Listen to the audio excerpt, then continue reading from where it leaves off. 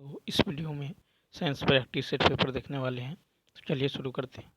कहता है, यदि उपग्रह का पृथ्वी के परितः r त्रिज्या की कक्षा में परिक्रमण काल, तो यहाँ पे देखिए ये हो जाएगा आपको t बराबर √4π² r³ बाय GME। ठीक है, यानी ऑप्शन नंबर क्या हो जाएगा, बी हो जाएगा। तो किसी उपग्रह पर पृथ्वी के परितः r त्रिज्या की कक्षा में परिक्रमण काल होता है t बराबर √4π² r³ bye GME। Next question देखिए। कहता है कि नगर पालिकाओं की टंकी का जल जो है दूर रहने वाले व्यक्तियों के घरों की ऊपर मंजिल में कठिनता से पहुंचता है, जबकि वे टंकी में भरे जल के तल से नीचे होते हैं। इसका कारण है कि जब जल प्रवाहित होता है तो दाब की हानि होती है। नगर पालिकाओं की टंकी का जल दूर रहने वाले व्यक्तियों के घरों की ऊपर की मंजिल में कठिनता से पहुंचता है, जबकि वे टंकी में भरे जल के तल से नीचे होते हैं। इसका कारण है कि जब जल प्रवाहित होता है तो दाब की हानि होती है। नेक्स्ट, ठीक है। अब देखिए यदि किसी पाइप में ऊंचाई बढ़ता है तो दाब का मान घट जाता है, ठीक है, जिससे वेग में कमी आ जाती है। ठीक है, और अब देखिए कि दाब और बल, ठीक है, दाब और बल जो है क्षेत्रफल का अनुपात जो है, ये दाब जो है बल और क्षेत्रफल का क्या होता है, अनुपात होता है। P बराबर F/A, ठीक है, यानी न्यूटन बाय मीटर स्क्वायर, यानी यही होता है पास्कल। ठीक है, नेक्स्ट क्वेश्चन देखिए। कहता है कि 1227 डिग्री सेल्सियस ताप पर एक कृष्णिका 5000 एंगस्ट्रॉम तरंगदैर्ध्य पर अधिकतम तीव्रता के विकिरण उत्सर्जित करती है। यदि कृष्णिका का ताप 1000 डिग्री सेल्सियस बढ़ा दिया जाए तो अधिकतम तीव्रता तो यहाँ पे आप देख सकते हैं, यहाँ पे लेमडा समानुपाती होता है 1/t, यानी लेमडा t बराबर हो जाएगा कांस्टेंट। ठीक है, या फिर ये कर सकते हैं λ1 t1 बराबर λ2 t2। तो λ1 बराबर यहाँ हो जाएगा 5000 एंगस्ट्रॉम। ठीक है, t1 बराबर हो जाएगा 1227 प्लस 273। ठीक है, इसको केल्विन में चेंज करेंगे, हो जाएगा 1500 केल्विन। ठीक है, तो t2 बराबर हो जाएगा 1500 प्लस 1000, यानी 2500 केल्विन। ठीक है, तो T2 जो है ये हो जाएगा कितना, 2500 केल्विन। तो λ2 बराबर होगा 5000 गुने 1500 बट्टा में 2500। इसको सॉल्व करेंगे, ये आ जाएगा 3000 एंगस्ट्रॉम। ठीक है, ऑप्शन नंबर हो जाएगा बी। देखिए, कहता है कि स्थिर दाब पर गैस की विशिष्ट ऊष्मा उसी द्रव्यमान के स्थिर आयतन पर विशिष्ट ऊष्मा से अधिक होती है, क्योंकि स्थिर दाब पर गैस का प्रसार करने में जो है कार्य किया जाता है। तो स्थिर दाब पर किसी गैस की विशिष्ट ऊष्मा उसी द्रव्यमान की स्थिर आयतन पर विशिष्ट ऊष्मा से अधिक होती है, क्योंकि स्थिर दाब पर गैस का प्रसार करने में कार्य किया जाता है। गैस की दो प्रकार की विशिष्ट ऊष्माएं होती हैं। ठीक है, एक तो नियत दाब पर विशिष्ट ऊष्मा और नियत आयतन पर विशिष्ट ऊष्मा। ठीक है, नियत दाब और विशिष्ट ऊष्मा में दो प्रकार के कार्य होते हैं, एक आंतरिक ऊर्जा में वृद्धि और बाह्य कार्य। और नियत आयतन पर विशिष्ट ऊष्मा में केवल एक कार्य, आंतरिक ऊर्जा में वृद्धि होती है। ठीक है, अब देखिए क्वेश्चन नंबर नेक्स्ट नेक्स्ट है कि एक गैस द्वारा बर्तन की दीवारों पर आरोपित बल का कारण यह है कि गैस की अणु दीवारों से टक्कर के कारण उनका संवेग बदल रहा है। ठीक है। और बर्तन की दीवारों पर आरोपित बल होता है आपको संवेग में परिवर्तन बटा समय में परिवर्तन। ठीक है। संघट्य दो वस्तुओं या अणुओं का आपस में टकराव होता है। ठीक है। संघट्य दो प्रकार का होता है, एक तो प्रत्यास्थ संघट्य, एक होता है अप्रत्यास्थ संघट्य। प्रत्यास्थ संघट्य में संवेग एवं गतिज ऊर्जा दोनों संरक्षित रहता है, जबकि अप्रत्यास्थ संघट्य में केवल संवेग संरक्षित रहता है। कहता है कि साबुन के बुलबुले श्वेत प्रकाश में देखने पर रंगीन दिखाई देते हैं। इस घटना के लिए उत्तरदायी 116 का बी व्यक्तिकरण। तो देखिए, साबुन के बुलबुले श्वेत प्रकाश में देखने पर रंगीन दिखाई देता है। इस घटना के लिए व्यक्तिकरण उत्तरदायी है। व्यक्तिकरण की घटना में प्रकाश की किरणें एक दूसरे पर अध्यारोपित होती हैं। प्रकाश के किरणों के अधिरोपण के कारण ऊर्जा का पुनः वितरण होती है। ठीक है। इस बार यह ऊर्जा के मान में वृद्धि तथा एक बार कमी। ठीक है। एक बार ऊर्जा के मान में वृद्धि और एक बार कमी होती है। ठीक है। व्यक्तिकरण के कारण जो है जल पर परी तेल सतरंगी दिखती है। व्यक्तिकरण के बारे में सर्वप्रथम यंग ने बताया था। प्रकीर्णन की घटना में प्रकाश की किरणों का जो विभिन्न रंगों में बिखराव होता है। कहता है कि V वोल्ट से त्वरित इलेक्ट्रॉनों से उत्पन्न एक्स किरणों की अधिकतम आवृत्ति होगा EV/h। क्या होगा? EV/h। ऊर्जा के पैकेट को फोटोन कहा जाता है। फोटोन का पैकेट HV होता है। नेक्स्ट, परमाणुओं की जब अल्फा कणों से बमबारी की जाती है तो 10 लाख कणों में से केवल कुछ ही कणों का विक्षेपण होता है और शेष कण बिना विक्षेपित हुए पार हो जाते हैं। इसका कारण 18 का होगा सी, यानी परमाणु की तुलना में नाभिक का आयतन बहुत कम होता है। ठीक है। परमाणु की तुलना में नाभिक का आयतन क्या होता है? बहुत कम होता है। रदरफोर्ड ने अल्फा कण जो है स्वर्णपत्ती प्रयोग द्वारा परमाणु मॉडल का जो है प्रतिपादन किया है। इस सिद्धांत के आधार पर परमाणु के नाभिक की खोज की गई थी। परमाणु का जो आयतन होता है ये 6.2 इंटू 10⁻⁻1 मीटर क्यूब। नाभिक का आयतन 10⁻⁻15 गुने परमाणु का आयतन होता है। नाभिक का आकार होता है 10⁻10 मीटर या 1 एंगस्ट्रॉम। नाभिक परमाणु का आकार होता है और नाभिक का आकार होता है 10⁻15 मीटर। ठीक है। तत्व का सबसे छोटा कण परमाणु।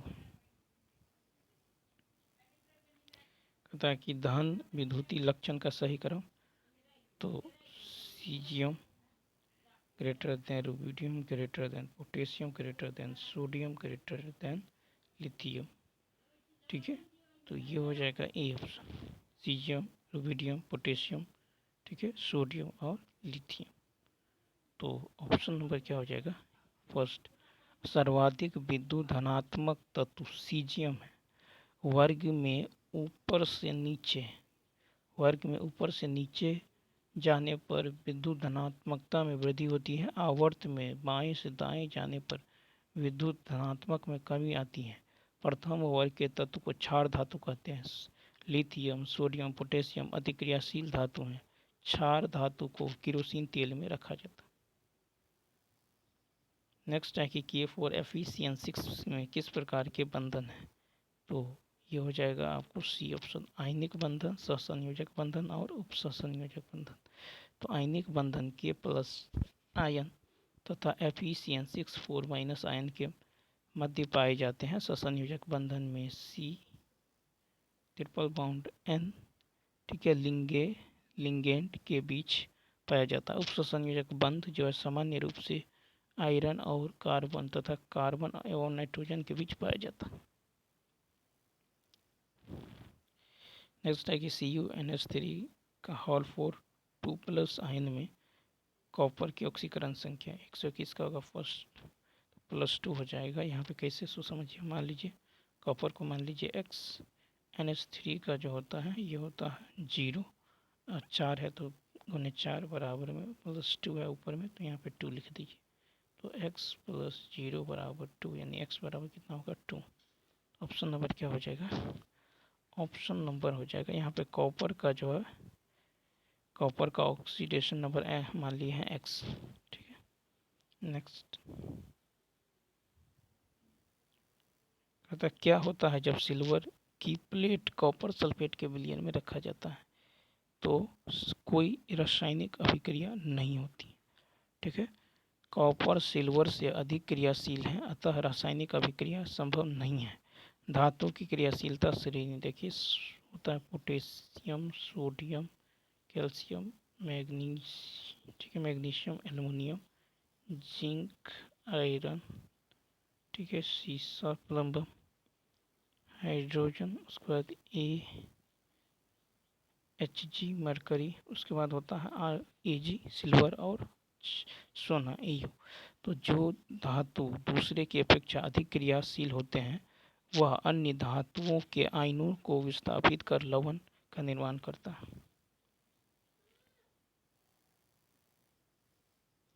देखिए कहता नाजुक वस्तुओं की जो पैकिंग में भरावन सामग्री, ठीक है ना, तो ये हो जाएगा नाजुक, ये हो जाएगा पॉलीस्टाइरीन। ठीक है, तो नाजुक वस्तुओं की पैकिंग में भरावन सामग्री की तरह उपयोग होता है पॉलीस्टाइरीन। फिर के विद्युत तारों में बाहरी विद्युत रोधी परत की तरह प्रयुक्त होती हैं ये PVC। ठीक है, फिर है कि विद्युत उपस्कर निर्माण में प्रयुक्त होता है बेकेलाइट। ठीक है, विद्युत उपस्कर निर्माण। फिर है आपको बोतलों तथा जारों के निर्माण में प्रयुक्त होता है polyester. Option number A. PVC को बोलते हैं विनाइल क्लोराइड, विनाइल क्लोराइड का बहुलक। ठीक है, बेकेलाइट, फिनॉल और फॉर्मल्डिहाइड का बहुलक है।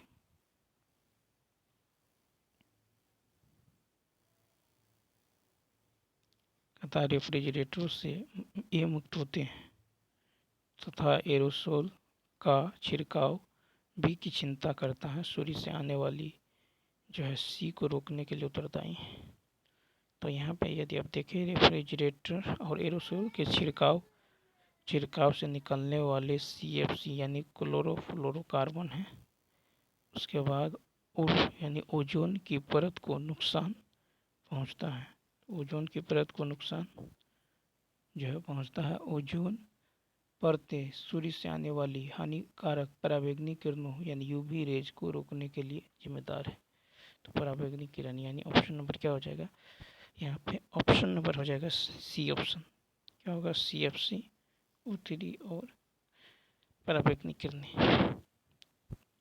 ठीक है, अब देखिए ओजोन परत समताप मंडल में पाया जाता है। ओजोन परत UVA को अवशोषित नहीं करता है। ओजोन परत की खोज चार्ल्स फेबी तथा हेनरी जो ब्यूनस ने किया था। कहता जंपिंग जीन की खोज किसने की है? 125 का बी मैकक्लिंटॉक। जंपिंग जीन की खोज जो है ये बड़ा मैक जो क्लिंटॉक ने किया है। जंपिंग जीन DNA के अनुक्रम जो जीनोम में एक स्थान से दूसरे स्थान पर चलते हैं।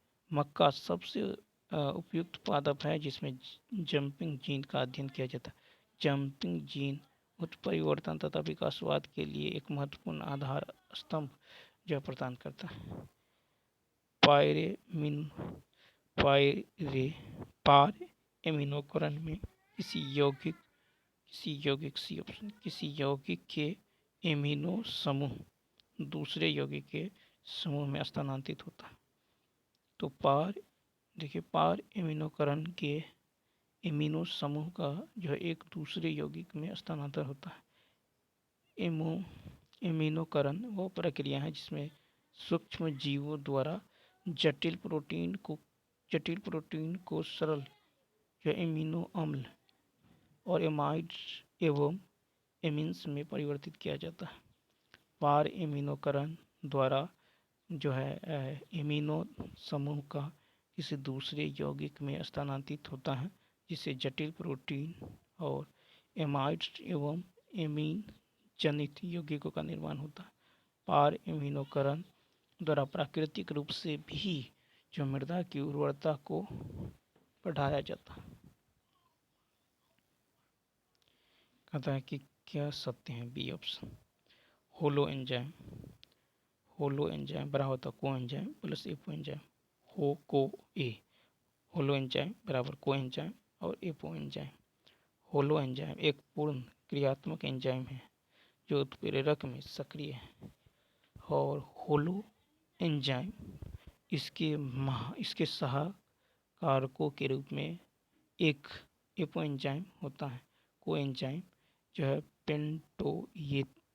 पेंटोयेनिक एसिड जैसे समूहों का वहन करता है, यौगिकों से प्राप्त होता है, और जो है एसाइल प्रोटीन के एंजाइम में से सक्रिय भाग को जिसकी क्रियाशील के लिए फैक्टर की आवश्यकता होती है, एपो एंजाइम कहलाता है।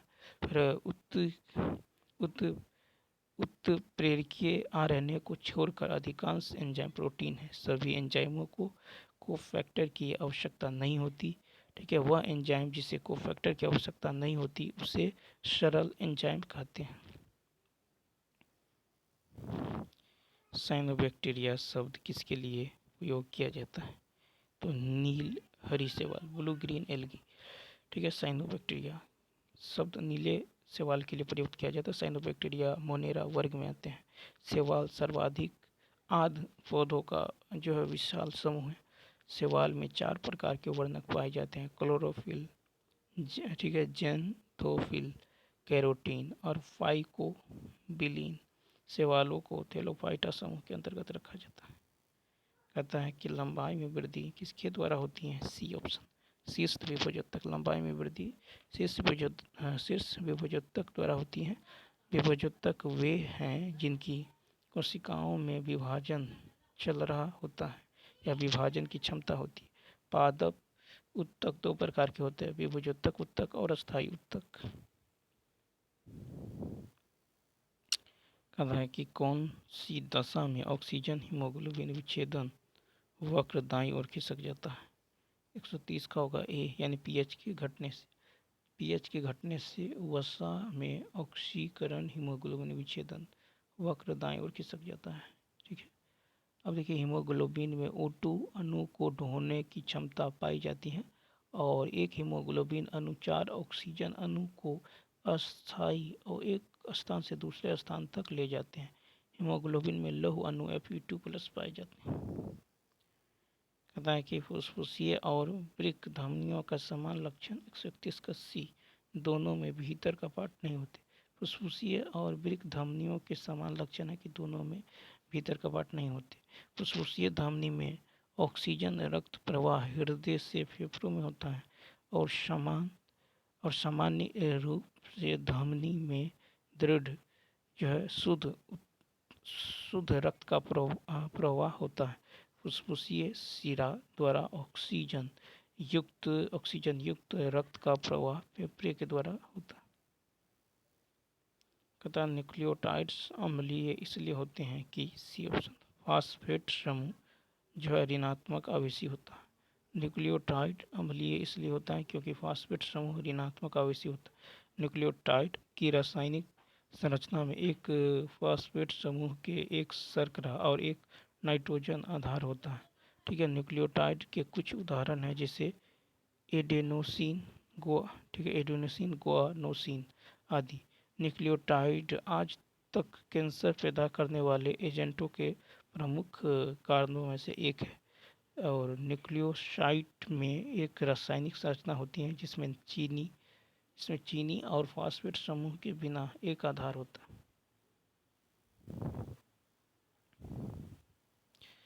नेक्स्ट है कि एंजाइम सक्रियता प्रभावित होती है। D option. तो एंजाइम सक्रियता प्रभावित होते हैं। एंजाइम जैविक उत्प्रेरक होते हैं जो प्रकृति में प्रोटॉन युक्त होते हैं। ठीक है, अब देखिए एंजाइम गतिविधि को प्रभावित करने वाले कारक है कि सबस्ट्रेस एकाग्रता में वृद्धि के साथ एंजाइम गतिविधि भी बढ़ जाती है। पीएच, तो प्रत्येक एंजाइम का अपना इष्टतम पीएच होता है जिसमें वे काम करते हैं। तापमान, प्रत्येक एंजाइम अपने इष्टतम तापमान पर काम करता है। तापमान में कोई भी परिवर्तन एंजाइम की गतिविधि को प्रभावित करता है। फिर है एंजाइम सहकारक एवं सह एंजाइम। प्रत्येक एंजाइम को अपने कार्य के लिए कार्बनिक आयन या प्रोटीन कार्बनिक अणु की आवश्यकता होती है। एंजाइम अवरोधक, एंजाइम के अवरोधक सक्रिय स्थल से जुड़ जाते हैं जो एंजाइम की गतिविधियों को प्रभावित करती हैं। तथा स्तनियों में यकृत की उत्तकीय रचना की विशेषताएं हैं। ए ऑप्शन यानी केवल ग्लिसिन संपुट और पीत नलिकाएं। ठीक है। अब यकृत में प्रमुख 4 प्रकार की कोशिका रहता है। एक तो है हेपेटोसाइट्स, स्टेलेट कोशिकाएं और कूपर कोशिकाएं। यकृत के कार्य है कि रक्त प्लाज्मा के लिए प्रोटीन का उत्पादन, रक्त के थक्के को नियंत्रण करना, प्रतिरक्षा कारक बनाकर और रक्त प्रवाह में बैक्टीरिया को हटाकर संक्रमण का विरोध करना। लाल रक्त कोशिकाओं से बिलिरुबिन की निकासी और पीत का उत्पादन जो पाचन के दौरान छोटी आंत में अपशिष्ट को बाहर निकालने और वसा को तोड़ने में मदद करता है। जहरीली अमोनिया का यूरिया में जो है स्थानांतरण कहता है। कार्बोहाइड्रेट पाचन के अंतिम उत्पाद 135 का ए, तो ग्लूकोज, गैलेक्टोज तथा फ्रुक्टोज अथवा मोनोसेक्राइड। ठीक है। तो कार्बोहाइड्रेट पाचन के अंतिम उत्पाद ग्लूकोज, गैलेक्टोज तथा फ्रुक्टोज अथवा मोनोसेक्राइड्स है। चीनी और स्टार्च 2 प्रकार के कार्बोहाइड्रेट जिन्हें मानव पाचन तंत्र द्वारा जो है पचाया जा सकता है। स्टार्च या ग्लाइकोजन जैसे जटिल कार्बोहाइड्रेट एक डाइसेकेराइड में टूट जाते हैं। माल्टोज, सुक्रोज और लैक्टोज डाइसेकेराइड हैं। अंतिम उत्पाद मोनोसेक्राइड छोटी आंत द्वारा जो अवशोषित किया जाता है और एंजाइमों को पचाने वाला कार्बोहाइड्रेट है आपको एमाइलेज, डाइसेकेराइड्स, माल्टेज, सुक्रेज और लैक्टेज। कहता कौन सही है? ए ऑप्शन यानी विकिरण के लिए किसी माध्यम की आवश्यकता नहीं होती। ठीक है। जब खाना पकाने के पैन को जो है गैस स्टोव पर गर्म किया जाता है तो चालन वह प्रक्रिया है जो लौ से पैन तक ऊष्मा स्थानांतरण के लिए जिम्मेदार होती है। विकिरण में जो विद्युत चुंबकीय तरंगें शामिल होती हैं जो ऊर्जा को स्थानांतरित करती हैं जिसे उज्ज्वल ऊर्जा कहते हैं। रेडियो सक्रिय विकिरण अल्फा और बीटा को छोड़कर बाकी सभी विकल्प विद्युत चुंबकीय विकिरण होता है। आयोनाइजिंग विकिरण X ray, gamma ray, alpha रे, बीटा रे उच्च आवृत्ति वाली पराबैंगनी किरणें हैं। और नॉन आयोडाइजिंग विकिरण जो है रेडियो तरंग, माइक्रोवेव तरंग और रक्त किरणें दृश्यमान तथा कम आवृत्ति वाली पराबैंगनी किरणें। उस माध्यम में वेग अधिकतम होता है जिसका अपवर्तनांक ए ऑप्शन कम होता है। उस माध्यम में वेग अधिकतम होता है जिसका अपवर्तनांक क्या होता है? कम होता है। अपवर्तनांक होता है निर्वात में प्रकाश का वेग बटे माध्यम में प्रकाश का वेग। माध्यम में यदि वेग कम होता है तो अपवर्तनांक अधिक तथा वेग अधिक होने पर अपवर्तनांक कम हो जाता है। अपवर्तनांक प्रकाश के तरंगदैर्घ्य का व्युत्क्रम होता है। चुंबक के उत्तरी ध्रुव को एक स्थिर अनावेशी चालक के निकट लाया जाता है तो ध्रुवों पर इसके द्वारा अनुभव किया जाने वाला बल क्या है? 138 का सी शून्य। तो क्या हो जाएगा? तो यहाँ पे शून्य हो जाएगा। चुंबक के उत्तरी ध्रुव पर कोई बल अनुभव नहीं होगा क्योंकि एक स्थिर आवेश कोई चुंबकीय क्षेत्र उत्पन्न करता है, इसलिए ध्रुवों पर चुंबक द्वारा अनुभव किया जाने वाला बल शून्य है। यदि आवेश विराम में है तो केवल विद्युत क्षेत्र उत्पन्न करता है। यदि आवेश एक समान गति में है तो विद्युत क्षेत्र एवं चुंबकीय क्षेत्र उत्पन्न करता है। यदि आवेश त्वरित गति में है तो विद्युत क्षेत्र, चुंबकीय क्षेत्र एवं ऊर्जा उत्सर्जन, ठीक है, करता है। कहता है कि दो बल एक पिंड पर कार्य कर रहे हैं। शरीर को संतुलन में रहने के लिए बलों को होना चाहिए। एक तो देखिए यहाँ पे ए ऑप्शन, यानी परिमाण में समान और दिशा में विपरीत।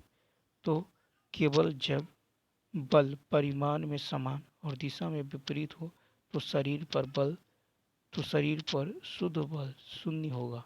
ठीक है, जब दो या दो से अधिक बल किसी वस्तु पर कार्य कर रहे हो तो जिस प्रकार का बल क्रिया में आता है उसे परिणामी बल या शुद्ध बल कहा जाता है।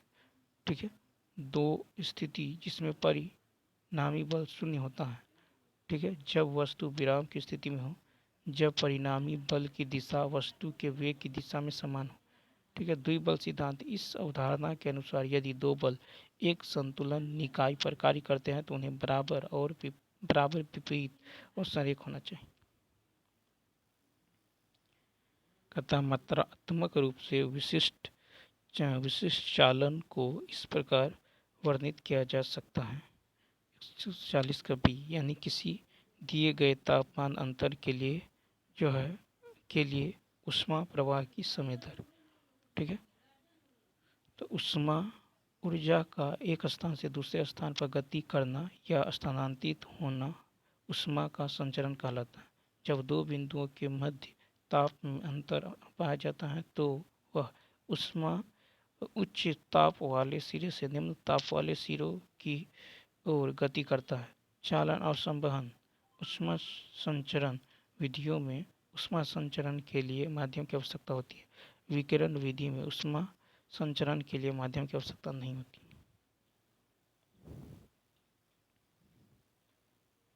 नेक्स्ट है कि एक निश्चित एंटीबायोटिक एक्स केवल कुछ प्रकार के हानिकारक रोगाणुओं और कोशिकाओं के खिलाफ प्रभावी है। एक्स किस प्रकार का एंटीबायोटिक है? 141 का बी, यानी संकीर्ण स्पेक्ट्रम। तो एक्स एक निश्चित एंटीबायोटिक एक्स केवल कुछ प्रकार के हानिकारक रोगाणुओं और कोशिकाओं के खिलाफ प्रभावी है। एक्स संकीर्ण स्पेक्ट्रम एंटीबायोटिक है। एंटीबायोटिक्स को इससे प्रभावित होने वाले रोगाणुओं की श्रेणी के आधार पर वर्गीकृत किया गया है। व्यापक स्पेक्ट्रम एंटीबायोटिक्स ग्राम पॉजिटिव के साथ साथ ग्राम निगेटिव बैक्टीरिया को भी प्रभावित करते हैं और संकीर्ण स्पेक्ट्रम को उस संकीर्ण स्पेक्ट्रम का उपयोग केवल ग्राम पॉजिटिव या ग्राम निगेटिव बैक्टीरिया के खिलाफ पाया जाता है। सीमित स्पेक्ट्रम एंटीबायोटिक्स केवल एक विशेष जीव को मारते या बाधित करते हैं। संकीर्ण स्पेक्ट्रम एंटीबायोटिक औषधि का उदाहरण है एजिथ्रोमाइसिन, फिर क्लेरिडोमाइसिन और एरिथ्रोमाइसिन और क्लेडिमाइसिन। एक मजबूत अम्ल में क्या होता है? तो एक मजबूत अम्ल में कमजोर संयुग्मक क्षारक। एक मजबूत अम्ल में कमजोर संयुग्मक क्षारक। रोस्टेड लोरी एसिड एक ऐसा पदार्थ है जो प्रोटॉन H+ दूसरे पदार्थ को दान करता है। ब्रोस्टेड लोरी बेस एक ऐसा पदार्थ है जो एक प्रोटॉन H+ दूसरे पदार्थ को स्वीकार करता है। इस प्रकार ब्रोस्टेड लोरी सिद्धांत एक पदार्थ से दूसरे पदार्थ में प्रोटॉन के स्थानांतरण की अवधारणा पर आधारित है। संयुग्मित एसिड बेस जोड़ी यौगिकों की जोड़ी को संदर्भित करती हैं जो एक प्रोटॉन द्वारा भिन्न होती है। फिर है कि यौगिकों का वह युग्म जो पारस्परिक रूप से हाइड्रोजन आयनों को स्वीकार और दान करता है संयुग्मक अम्ल क्षार युग्म कहलाता है। संयुग्मक अम्ल प्राप्त करने के लिए प्रोटॉन जोड़ा जाता है और यौगिक का संयुग्मक आधार प्राप्त करने के लिए प्रोटॉन हटा दिया जाता है। कहता है एक परमाणु अपने आयन से किस में भिन्न होता है? सी ऑप्शन, इलेक्ट्रॉन की संख्या। तो एक परमाणु अपने आयन से इलेक्ट्रॉन की संख्या में भिन्न होता है। ठीक है, इलेक्ट्रॉन की संख्या में भिन्न होता है। जैसे Na11 तो इसमें प्रोटॉन की संख्या 11, इलेक्ट्रॉन की संख्या 11। Na जैसे इलेक्ट्रॉन दान करेगा तो ये होगा Na+, तो यहाँ पे प्रोटॉन की संख्या 11 होगा लेकिन इलेक्ट्रॉन की संख्या 10 हो जाएगा। ठीक है, क्लोरीन 17 में इलेक्ट्रॉन की संख्या प्रोटॉन की संख्या 17, इलेक्ट्रॉन की संख्या 17, लेकिन Cl- में प्रोटॉन की संख्या 17, इलेक्ट्रॉन की संख्या 18 हो जाए। ठीक है, परमाणु उदासीन होते हैं क्योंकि इसमें कुछ प्रोटॉन एवं कुछ इलेक्ट्रॉन की संख्या एक समान होते हैं। ठीक है, परमाणु इलेक्ट्रॉन त्यागता है तो धनात्मक आयन बनाता है तथा ग्रहण करता है तो ऋणात्मक आयन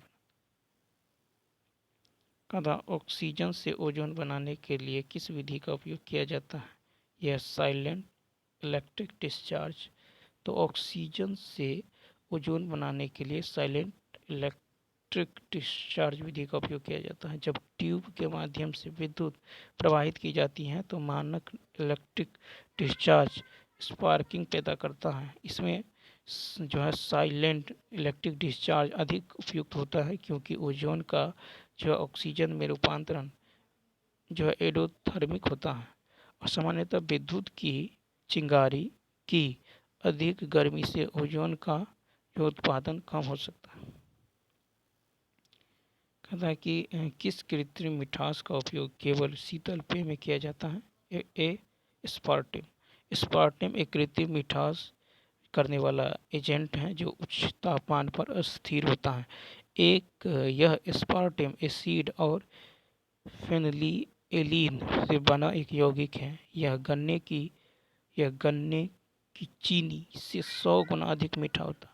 कृत्रिम मिठास चीनी के विकल्प जिनका उपयोग कृत्रिम शर्करा के विकल्प के रूप में किया जाता है। कृत्रिम मिठास के लिए कृत्रिम मधुरक का उपयोग किया जाता है। इसमें सेकेरिन, एस्पार्टेम, ठीक है, एसेल्फेम, पोटेशियम युक्त ठीक है, सुक्रालोज, नियोटेम और जो एडवांटेम है। फलों में फ्रुक्टोज पाया जाता है।